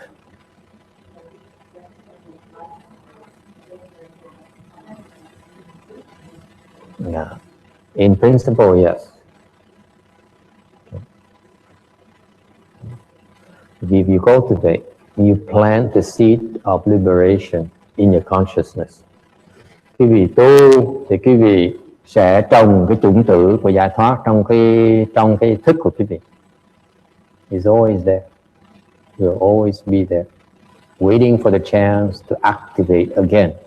Và khi quý vị có cái chủng tử trong cái tầm thức của quý vị rồi đó, thì nó luôn luôn nó có ở đó. Nếu đợi khi cái duyên nó chín đó, thì quý vị sẽ bắt đầu tiếp tục tìm lại. Just for example, there's some people among you. For example, I know where some of you are not interested are not interested in money that much. Hàng quý vị, okay? If you cultivate up to a certain level, okay, if you really cultivate in the past, then now you're not as attached to money. Càng như nếu trong quá khứ mà quý vị mà đã tu rồi đấy, thì bây giờ trong cái tâm quý vị đó không có ham tiền đâu. You're not attached to money. You're not attached to sex. Quý vị không có tham cái chuyện tình dục đâu. Okay? Those are the indicators that you have seeds in your consciousness. Cái đó là chứng minh cho quý vị thấy trong cái tâm thức quý vị nó có những cái chủng tử đó rồi. You find it easier to stay celibate. Người độc thân nó dễ hơn một tí. Okay. So once you have those seeds in the future, they can be reactivated very quickly. Trong tương lai, trong cái kiếp sau, trong tương lai quý vị có thể giấy khởi những chủng tử nó lại, nó rất là dễ dàng. Okay. That's why when you cultivate, you never lose. So, thành ra khi quý vị tu, quý vị không bao giờ thiệt thòi. Okay. Questions? Cultivation is a world transcending pursuit. Tu hành là, at least in Mahayana, cho bên Phật pháp chúng ta nó tu để tìm cái giải thoát. Okay. Contrary to the non-Buddhist approaches. Ngược lại những cái tôn giáo mà ngoài đạo đó, they're not seeking liberation. They're not seeking at all. Họ đâu có tìm giải thoát đâu. Think about it. They're seeking attachment. Khác biệt là những tôn giáo khác, người ta tìm cầu ta khuyến khích cái sự chấp trước, ta khuyến khích cái sự xả bỏ. They do not encourage you to let go.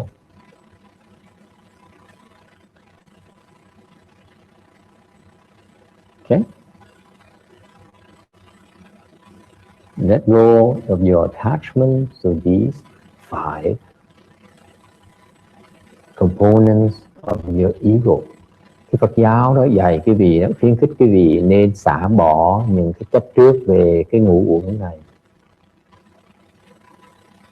What is fame? What is recognition? As compared to the 5 skandhas. Cái danh vọng đối với ngũ uẩn là cái gì trong đó? What is it? Fame, recognition. Which skandha is that? Cái danh vọng là cái gì? Which one?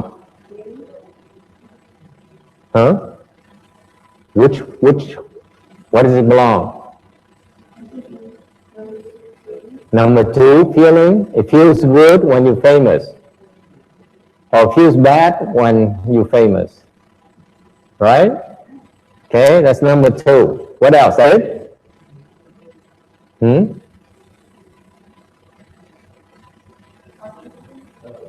Right? Number 3, thinking. Why is it thinking? I am famous. Danh tiếng là biết là mình là nổi tiếng, mình có tư tưởng đó, right? Okay, what else? Number 4, why number 4? Thứ 4.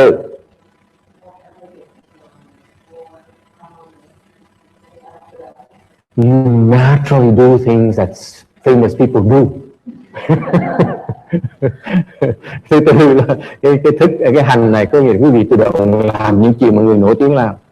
You know, you buy like you are a Facebook what's that guy owner of Facebook? You know, you buy a lot of land. You know, when you buy a house, no enough. You buy all the land around the houses so that it's yours alone, privacy. Như ngày nghe nói cái ông chủ hãng Facebook mua cái nhà không đủ, phải mua hết tất cả đất xung quanh nhà để mình có cái sự privacy của mình. That's what famous people do. You don't have to explain to them. Tự động họ biết làm những chuyện như vậy, right? What else is that? That's it, right? Number 5. Why number 5? Số 5. Consciousness. Why number 5?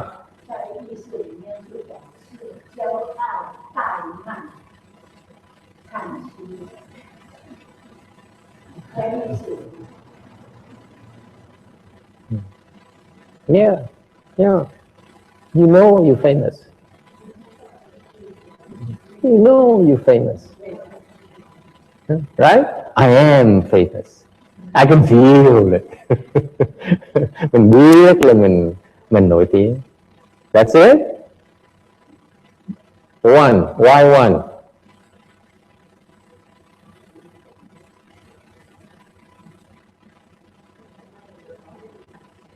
Why 1? You use Botox.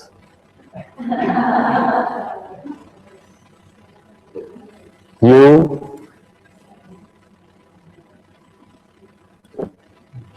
go to hairdresser once a month. You color your hair. Liposuction.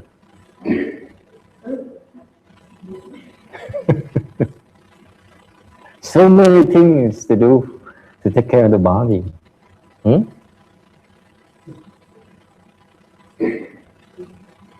Okay, so you see, so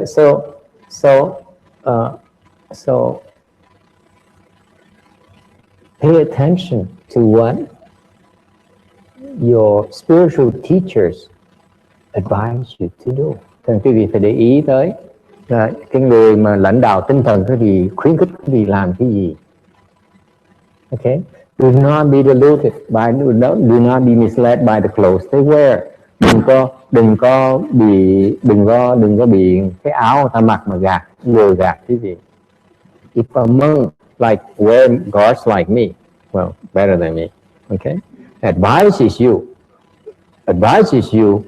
to encourage you to seek worldly pursuits. Người lãnh đạo tinh thần khuyến quý vị tìm cầu những cái theo đuổi cái những việc thế sự. Seek to nurture your body. Càng như khuyến quý vị nên dung túng cái thân này. For example, Nichiren. Ví dụ một cái Phật giáo Nhật Bản tên là Nichiren. Anyone heard of Nichiren before? It's very popular in this country. Rất nhiều người nha. Very well organized, very powerful, very strong, very rich. Okay, they advocate taking care of the body, the feeling, thinking you're special. Okay, that's worldly pursuit. Cái đó là thế gian pháp. If you teach Tai Chi, is that a world transcending or world Dharma? Cái gì dạy tài chi? Cái đó là thế gian pháp, là xuất thế pháp.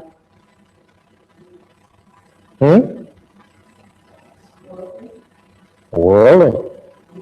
Why would you spend time teaching about worldly things? What for? And do not be fooled by the clothing, by the words. Okay? You have to look at the dharmas being taught.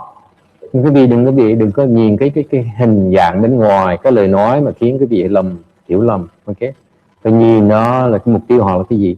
All these worldly dharmas reinforce the five skandhas. Let me tell you. Tất cả những thế gian pháp á, nó làm cho cái ngũ uẩn nó càng ngày nó càng mạnh, càng ngày cái việc càng kẹt vào cái ngũ uẩn.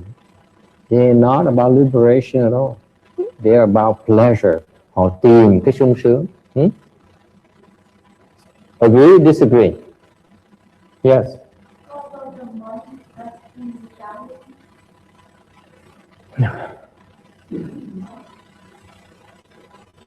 Which one? You have any name in particular?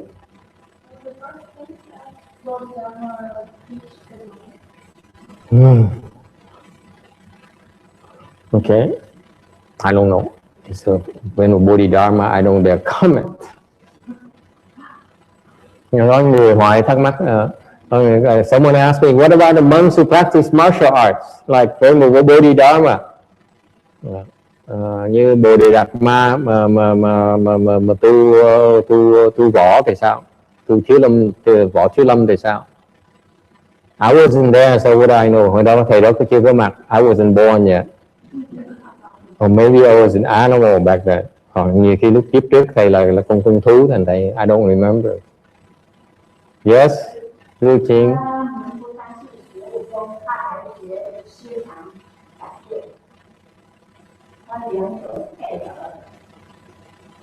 Thank you. Xin cảm ơn người Tàu. This is come from a Chinese people because Shaolin is their invention. Nhưng Tàu không có hiểu được đây. Only Chinese people understand this. The Vietnamese have no clue. Người Việt Nam hiểu vậy đó. Or Texans. What makes you think Shaolin is martial arts? Tại sao quý vị dám nghĩ là Thiếu Lâm là một cái loại võ? It's not. Không phải võ đâu. No. Back then, Shaolin is not considered martial art. Từ đó cái Thiếu Lâm không phải là loại võ. It only became martial arts later. There's no such a thing as martial arts back then. It was Shaolin. It's no martial art. It was cultivation. Yeah, it was cultivation. Hồi xưa đó, cái Thiếu Lâm đó là tu. I remember I wasn't there. So thầy nói thiệt, cái vị hồi đó chưa có mặt sao biết được, nhưng mà thầy đoán hồi đó cái Thiếu Lâm thiệt là cái loại phương pháp tu chứ không phải là võ đâu. Later on, why do I claim it's a form of cultivation? Tại sao thầy dám nói cái đó là một cái phương pháp tu? Because many of their Bodhidharma's disciples became enlightened through the Shaolin. Rất nhiều đệ tử của ngài Bồ Đề Đạt Ma đắc giác ngộ nhờ cái Thiếu Lâm đó. You know that? Many his disciples became enlightened. Nhiều người đệ tử của ngài Bồ Đề Đạt Ma đắc giác ngộ nhờ cái luyện công. In other words, back then the Shaolin is a form of Chan practice. Từ hồi xưa đó, đối với thầy theo cái quan niệm thầy á, Thiếu Lâm hồi xưa là một cái loại thiền, a form of Chan. How did it become martial art? Sao nó trở thành võ thuật? How? Because these loser monks, they quit. Tại vì những cái người sư mà theo tu không nổi, họ bỏ cuộc. When they return to Lê Lạc, họ trở về hoàng tục, They have no real skills. Không có một cái tài cán gì hết đó, except for the Shaolin, biết một cái công phu đó thôi. They started teaching it, okay, and it became deviant. Bắt đầu nó trở thành thế gian pháp, became really dharma, because now they are showing off and trying to make a living with it. Thì lúc đó họ phải biểu diễn, họ phải dùng cái võ thuật đó để sinh nhai, mới thành cái thế gian pháp. Lúc trước á, cái võ Thiếu Lâm không phải là thế gian pháp. Originally, Shaolin is not whirling dharma at all, in my opinion. But since you weren't there either, you cannot disprove me otherwise. Mà hồi đó quý vị cũng không có mặt ở đó, thành ra cái vị cãi thầy không được. See? Does it help? I have a theory. My theory is that Shaolin only become a martial arts later, not when it first invented. Cái quý vị biết cái Thiếu Lâm á là một cái pháp mà lúc mới ngài Bồ Đề Đạt Ma sáng tạo ra, cái đó là một cái loại thiền công. Okay, it's a Chan practice, and later on these failures left the system and turned into martial art. Rồi sau này ấy, những cái người mà họ thất bại đó, nhà sư thất bại, those loser monks who left, they never came back, và những người mà bỏ cuộc mà không bao giờ trở lại, không dám trở lại. Okay, and that's how they invented something called martial arts. It's only it takes a Chinese who appreciate his Chinese historical interpretation. Only Chinese can appreciate this. Các người Hoa mới thấy được cái hay câu chuyện, cái lý thuyết của thầy thôi. Vietnamese say no. I don't think Chinese that clever. Okay, what makes you think that Chan is not martial art? Tại sao quý vị dám nghĩ rằng thiền không phải là võ?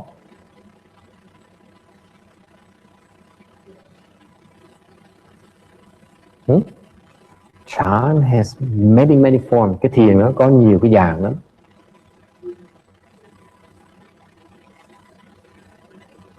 Okay, and I submit to you. To me, it's called Chan. Why do I dare state that Shaolin as the first form, as the first taught by Bodhidharma is Chan, is meditation? Tại sao thầy dám nói rằng cái Thiếu Lâm, phương pháp Thiếu Lâm đó mà khi mà thời ngài Bồ Đề Đạt Ma đó ở chùa Thiếu Lâm Từ đó, cái đó là thiền. Why do I dare say that? What's the basis of my claim? Tại sao thầy dám nói như vậy?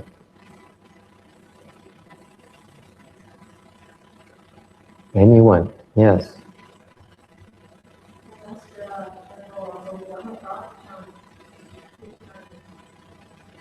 Yes, but he taught martial arts according to this clever Vietnamese novice nun.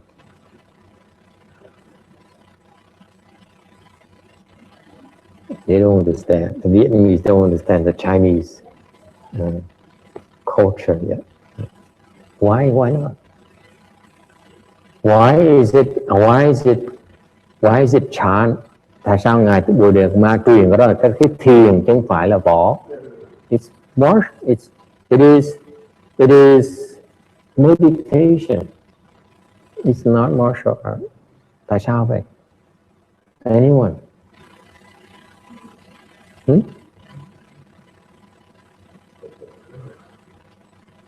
Yes, sir. Maybe not exactly what the original. I could easily see that all kinds of activities can be shown. All kinds of different huge variety of activities can be shown. Do you remember our founders of Way Yang lineage? Thì vì nhớ cái chuyện ngài Quy Ngưỡng Thiền sư không? He accepted the son of the prime minister as his disciple, left from disciple. Ngài Quy Sơn thiền sư đó chấp nhận một con trai của thủ tướng đời đó đó làm đệ tử người xuất gia. Remember that story? Yeah.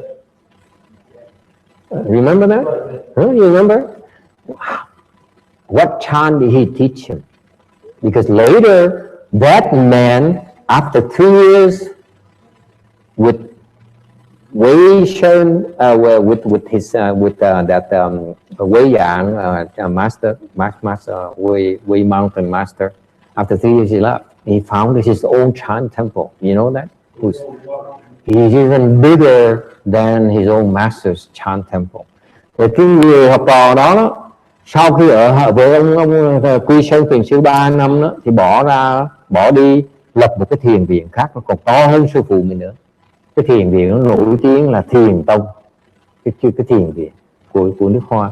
It became one of the more famous Chan monasteries in the history of Chinese Buddhism, mà trở thành một cái thiền viện nó rất là nổi tiếng trong cái lịch sử của Đại thừa bên Trung Quốc. What did he learn? Học cái gì vậy? Anyone remember? Gánh nước. He only carried water from the river to the monastery for 3 years. Cái ông thầy thiền sư đó 3 năm ở với ngài Quy Sơn thiền sư chỉ học gánh nước, mỗi ngày đi gánh nước từ sáng tới tối, from morning to evening he carried water for 3 years.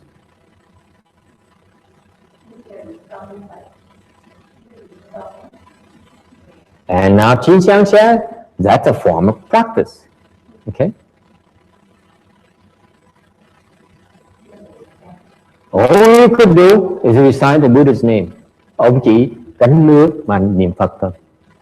That's all he did. Carry water and recited the Buddha's name all day. Because that's all he knew. Chỉ biết chừng đó thôi. Chỉ biết chừng đó thôi. Okay? That is chant, right? You agree that's chant. Quý vị đồng ý cái đó là một cái phương pháp luyện thiền. Đồng ý là không đồng ý? Agree or disagree? Yes? Chinese people, I need you to agree with me. Thank you. Okay? Then what makes you think that Shaolin is not chant? Nếu quý vị nghĩ là tại sao quý vị dám nghĩ đi gánh nước là thiền, thì tại sao cái Thiếu Lâm không phải là thiền? How dare you not think that Shaolin is not chant? I ask Vietnamese people now. How dare you? It's chant. Agree, disagree? If carrying water is chant, then why not Shaolin? Nếu như mà gánh nước là thiền, thì tại sao là công phu, luyện công, luyện võ không phải là thiền? Why not?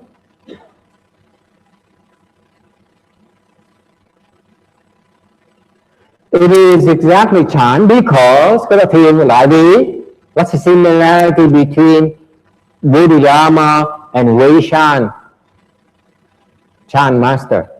Cái điểm đồng điểm của giữa ngài Bồ Đề Đạt Ma với ngài Quy Sơn thiền sư ở chỗ nào? What's the common denominator that makes it chant mà gọi cái đó là thiền? Yes? Yes, sir. It was given technique given by Chan teacher to his students for particular purposes in order for them to learn Chan. Excellent. The Americans got it. Người Mỹ hiểu được. You Vietnamese don't get it. And Chinese people? You understand what he said? Nghe cái này hiểu, nó có hiểu không? Students to them. Because it's instructions from a Chan master. Cái thiền nó vô lượng vô biên cái dạng. Chan has so many forms. As long as an accomplished Chan master teaches you, that is Chan. Nếu mà quý vị thiền sư mà đắc đạo rồi mà dạy cái gì đó, tất cả cái gì các ngài đã dạy, có thể là tài chi, có thể là khí công, it could be tai chi chuyển, it could be chi kung, it could be carrying water, it is chant. Is it clear? Đều là thiền hết. Tại vì đây là lời dạy của một cái người thiền sư đã đắc đạo rồi. Thì cái đó gọi là thiền. If this meditation master has not accomplished the way yet, it's not necessarily chant. In other words, nói cách khác, nếu quý vị thiền sư này mà chưa đắc đạo thì chưa chắc cái này gọi là thiền. Đồng ý không? Is it clear? Because he has a wisdom that we don't have. Cái người thiền sư này giác ngộ rồi thành có cái trí huệ mà chúng ta không có. Cái người thường không có được, không hiểu được. Is it clear? I'm so tired. Mệt quá, suy nghĩ mệt quá. The challenges to my authority as a Chan master is very trying. Những người mà thắc mắc ông thầy mà cái hiểu về thiền làm thầy mệt dễ sợ lắm. Yes.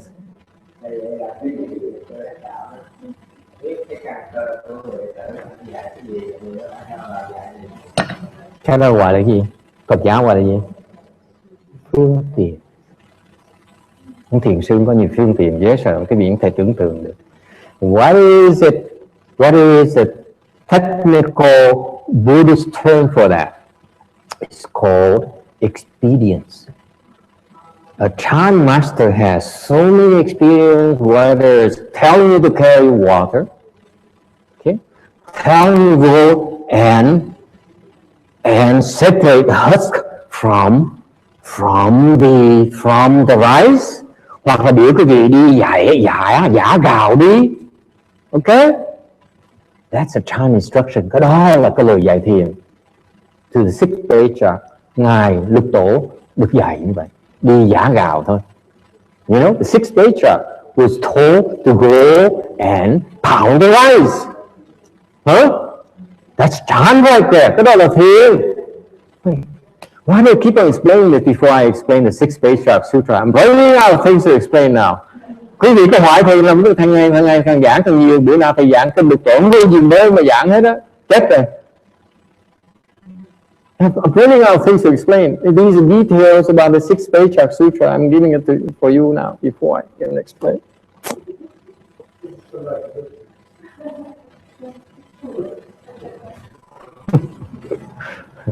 You see? Isn't it beautiful? Thấy tuyệt vời không? That's Chan. Dễ sợ không? Nhờ như vậy mà Lục Tổ mới giác ngộ được. You know that? Because of this. For 8 months. 6 to 8 months. That's how the sixth patriarch attained enlightenment as soon as the fifth patriarch says, let me explain to you about life.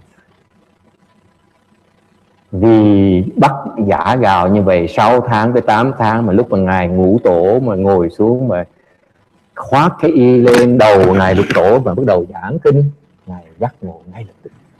Dễ sợ không? Cái biển gọi đó thiền là cái gì? You don't call that Chan. What do you call that? Pounding the rice? Martial art? Oh, please. Tuyệt vời không? Cái thiền nó rộng như vậy, nó phải thiền như cái vị mà nó eo hẹp, mà phải gọi là thiếu lâm tự. See how wide Chan is, how pervasive Chan is.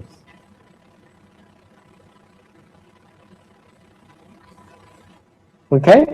All right, time is up. We should transfer the merit and virtue. Hết thì giờ rồi, mời quý vị đứng dậy, hồi hướng công đức.